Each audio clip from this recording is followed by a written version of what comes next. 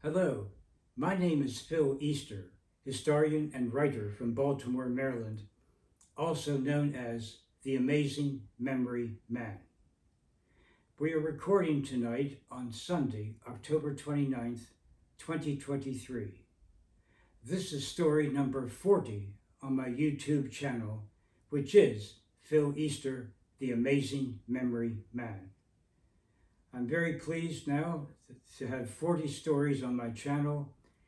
We started on December 29th, 2021 was my first story. So in just a little under 2 years, I now have 40 stories on many different subjects. Tonight we are doing October Part 2. About 3 weeks ago, I did the October Part 1 story for many events I've memorized in history and my personal life for the first 17 days of October. So tonight we will do the last 14 days of October, October 18th through 31st, events in history and some from my personal life. We start with October 18th, a very important day in sports history. On October 18th, 1968, at the Mexico City Summer Olympic Games, American long jumper Bob Beamon had the most incredible long jump in track and field history. The record was, at that time, was a little over 27 feet and a few inches.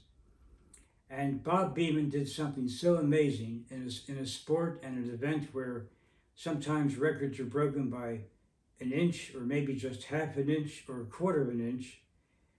On that day, Bob Beamon jumped 22 inches further, almost 2 feet further than anyone in the history of the world. He jumped 29 feet, 2.5 inches. He just completely skipped 28. And it's almost an incredible thing how you could do that scientifically in every way. It just was unbelievable how a person could jump almost 2 feet further than anyone else in world history on one jump. Bob Beamon won the gold medal for the long jump, but did so in glorious style by not just breaking a record by just a little, but by smashing the previous world record on October 18th, 1968. One of the greatest events in track and field history and Olympic history. Also, on October 18th, 1977, baseball player Reggie Jackson of the New York Yankees. It was the 6th game of the World Series that night. The Yankees were up 3-2, and the Yankees won Game 6. Reggie Jackson hit 3 home runs in that one World Series game, becoming only the second player in baseball history to ever hit 3 home runs in a World Series game. Way back in the 1920s, the great player Babe Ruth actually did it twice. He hit 3 home runs in one of the games of the 1926 World Series, and 2 years later, in 1928, also hit 3 home runs in one of the games of that World Series, both times against the St. Louis Cardinals. But Reggie Jackson, the only man since Babe Ruth to hit 3 home runs in a World Series game on October 18th, 1977. October 19th is a very important day in American history. And I'm willing to bet many people do not know why this is. It is one thing to declare independence, as our founding fathers did in Philadelphia on July 4th, 1776, but it's something else to win the revolution also. And on October 19th, 1781, the British Army surrendered to George Washington and the American Army at Yorktown, Virginia on that day. The story goes that British General Cornwallis was so embarrassed and humiliated to be defeated by these American colonials, from his point of view, that he did not go in person to surrender to George Washington. Instead, he sent his second-in-command officer to hand the traditional sword. In those days, when a general lost a battle, you would meet the winning general and literally take out your sword from the sheath and hand it to the victorious general. But it was really Cornwallis' second-in-command who did that. The American Revolution effectively ended on October 19, 1781, even though the treaty was not signed for 2 years later. Sometime in 1783, the treaty was signed, but the fighting stopped on October 19, 1781, so effectively the Americans won the American Revolution. October 20th was the birthday of the great baseball player Mickey Mantle. Mickey Mantle was born October 20, 1931, in the state of Oklahoma. He played his whole major league career for the New York Yankees from 1951 through 1968. He hit 536 home runs and was one of the best switch hitters in baseball history, the unique art of being able to bat left-handed or right-handed. Not many players can do that very effectively, but Mickey Mantle was one of the best switch hitters ever. He played the outfield for the New York Yankees, and he retired in 1968. And he's in the Hall of Fame, considered one of the best players ever, enshrined at the Hall of Fame in Cooperstown, New York. October 21st was one of the great sea battles in world history, the Battle of Trafalgar. A British fleet faced a combined French and Spanish fleet, and it was a tremendous victory for the Royal Navy, as the British Navy was properly called, on October 21st, 1805. But almost at the end of the battle, their great leader, Lord Admiral Nelson, was fatally shot by a Frenchman from another ship nearby, and he was taken down below deck and with his officers and died a few hours later. So it's a rare case, I guess you could say, from his professional, occupational point of view. The greatest day of his life was literally the last day of his life, and very few people could ever acclaim that. But then it's still rather sad because there wasn't much time to enjoy the victory, was there? No. I think they gave him some type of liquor, rum maybe, and he was with his younger officers for a few hours and died there. But they took him back to England. From what I read, they put his body in a barrel of rum, I guess to preserve his body for however many days it took to get back to England. And he's buried at St. Paul's Cathedral in London. On one of my trips to England years ago, I saw his tomb there at St. Paul's Cathedral. One of the great naval heroes of all time, Lord Admiral Nelson, victorious at the Battle of Trafalgar on October 21st, 1805. October 22nd, in 1962, during the very intense time called the Cuban Missile Crisis between the United States and the USSR, President John Kennedy ordered a naval blockade on Cuba because for some time the Soviet Union was sending nuclear-type missiles to Cuba, which is only 90 miles from the state of Florida. And Kennedy decided they had to get out of Cuba, take those missiles out, and he also made sure at that point no more missiles came in. And within a few days, Khrushchev, the Soviet leader, agreed to take the missiles out of Cuba. October 22nd, 1962, an important day in the Cuban Missile Crisis. October 23rd was the birthday of the great entertainer Johnny Carson. He was born October 23rd, 1925, and for 30 years he hosted The Tonight Show on NBC television from 1962 to 1992. And he had many guests on a great variety of entertainment, singers, dancers, actors, comedians, and often considered the best ever of the late night TV host. And I agree with that. He really was outstanding. Johnny Carson. I remember my mom and I used to watch him a lot back in the 1970s and 80s. And a great entertainer, Johnny Carson. October 24th was a very special day in my life in 1976. That was the year I ran 4 marathons and finished all 4 in 1 year, and one of those was the New York City Marathon on October 24th, 1976. I was one of a little over 2,000 runners that day, running through the Big Apple, as they call it sometimes, all 5 boroughs, Staten Island, Brooklyn, Queens, Bronx, and Manhattan. The race ends at Central Park in Manhattan.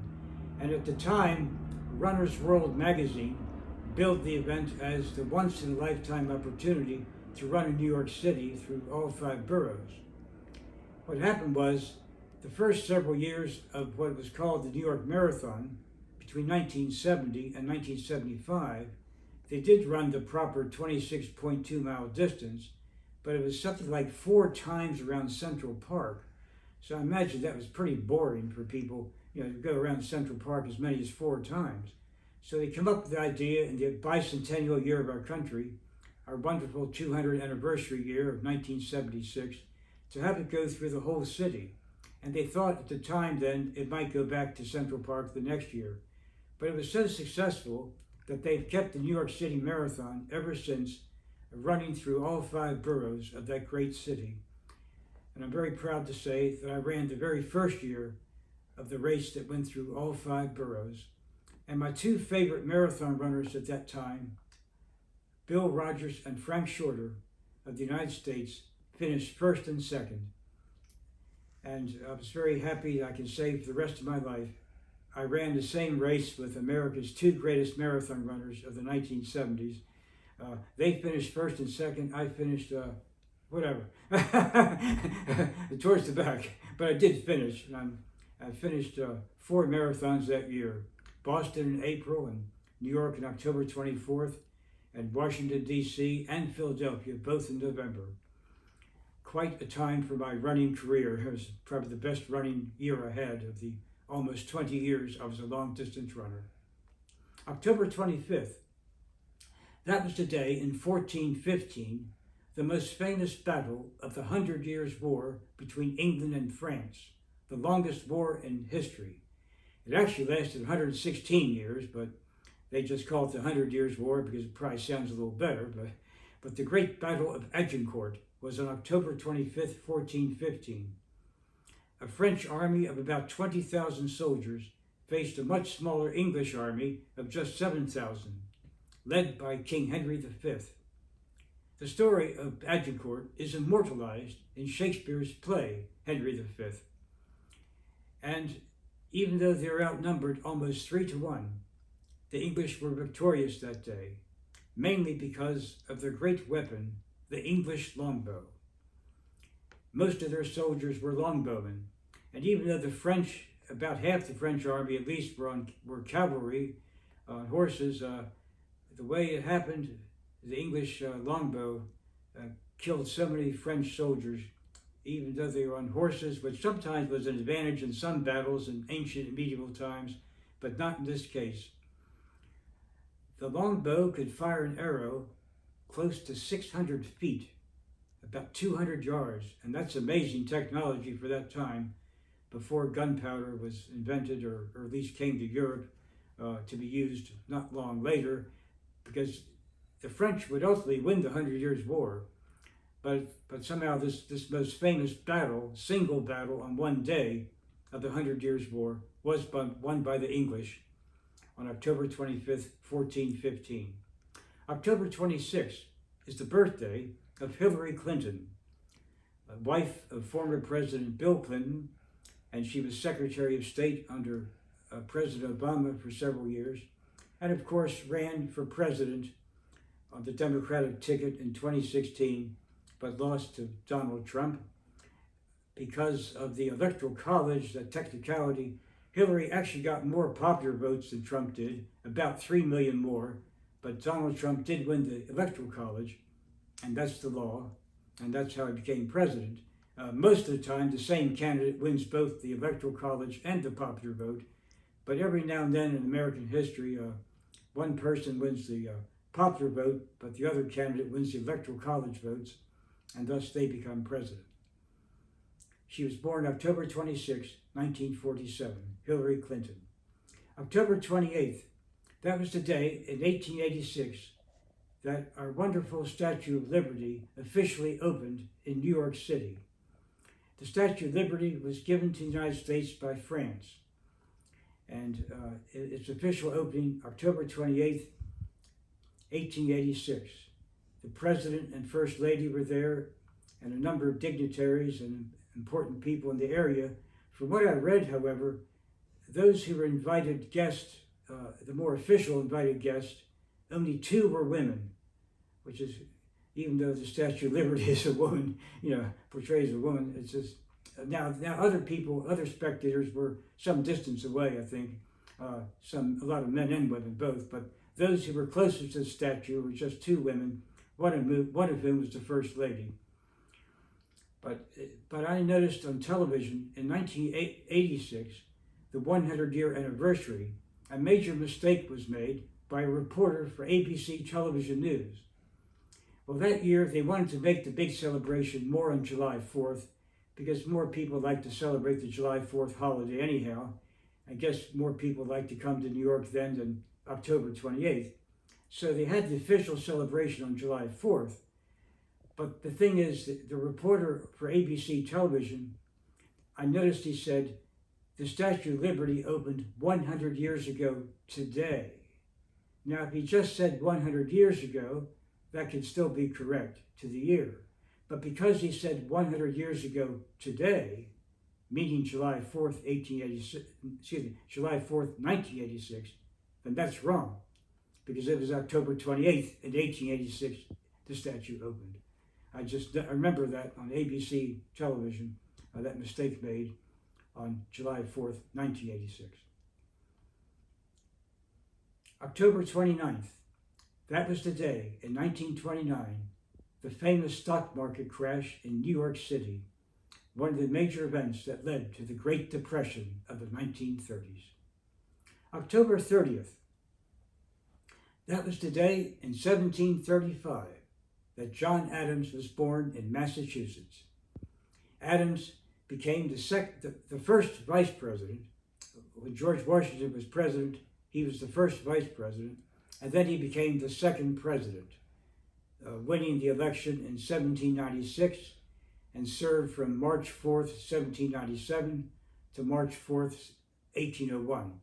One 4-year term, because he did lose the election of 1800. He was running again, but he lost to Thomas Jefferson. And so Adams, the second president, also becomes the first president to ever lose a re-election attempt. Interesting that Adams and Jefferson were friends most of the time. They sometimes had disagreements, however, over the years, but they both died on July 4th, 1826, precisely 50 years to the day that they both signed the Declaration of Independence. That's one of the strangest things that ever happened, because at that time the United States only had 6 presidents by 1826 when they died. And the president then was the son of John Adams, John Quincy Adams. In any event, John Adams, born October 30th, 1735. Also, I would like to mention that tomorrow, October 30th, marks exactly 5 years since the book Time Points was published, and it can be found on Amazon Books. Our official publication date was October 30th, 2018, so 5 years ago this month. And I wrote the info about a number of events in my personal life, and a very nice lady friend named Tracy Hauser, she designed the book and was very helpful in getting it published, which I appreciate very much. So we both worked on this book, Phil Easter and Tracy Hauser. I wrote the information and Tracy designed the book. Again, the official publication was October 30th, 2018. It is very reasonably priced, and you can find it on Amazon Books. October 31st, the last day of the month, often celebrated as Halloween. Many people, the children traditionally like to go trick-or-treating in many neighborhoods, and many adults also like to go out sometimes to bars and celebrate Halloween. But one of my favorite athletes of all time, Frank Shorter, was born on October 31st, 1947. On September 10th, 1972, I was in the Great Olympic Stadium in Munich, Germany, to see Frank Shorter become the first American to win the Olympic marathon since 1908. So at that point, it had been 64 years from 1908 to 1972. Frank Shorter at that time was a 24-year-old University of Florida law student. He went to Yale for his undergraduate. And by the way, one of his teachers at Yale, his English teacher, was none other than Erich Siegel, who wrote the famous book Love Story in the 1960s and was made to a very touching movie in 1970, starring Ryan O'Neal and Ally McGraw. So the writer of Love Story was Frank Shorter's English teacher at Yale University. But as I say, he was a law student in 1972 when he won the Olympic marathon in a time of about 2 hours and 12 minutes. And I was so excited to see an American win the marathon at those Olympics. Just 5 months earlier, I ran my first marathon myself, the famous Boston Marathon in April of that year. And now I had a chance to travel to the world's greatest sports event, the Olympic Games, and see a number of events in Munich. And the final day of track and field was especially enjoyable. 9 gold medal events that day, 2 won by the United States. One of those, Frank Shorter winning the marathon. His birthday's Halloween. Well, I'm happy to say also that I met Frank Shorter 3 times. 4 years later at the Montreal Olympics in 1976, I met him twice a few days before the Olympic marathon that year. Frank ran a faster time in Montreal than he did in Munich, about 2 hours, 10 minutes and 30 seconds, but someone else ran just 35 seconds faster for that 26.2 miles. So Frank got the silver medal in Montreal. So he's America's most successful Olympic marathon runner ever, a gold and silver medal in his 2 Olympics. In 1980, he came to Baltimore and he spoke at Towson University on the night of April 11th, 1980, where I saw him speak that evening. But a few hours earlier, by total luck, I was on the campus of Johns Hopkins University, and he came out of the gym there. Apparently, he met some of the officials at Johns Hopkins University for briefly before he went out to Towson to give the lecture. So fortunately, I had his book with me already.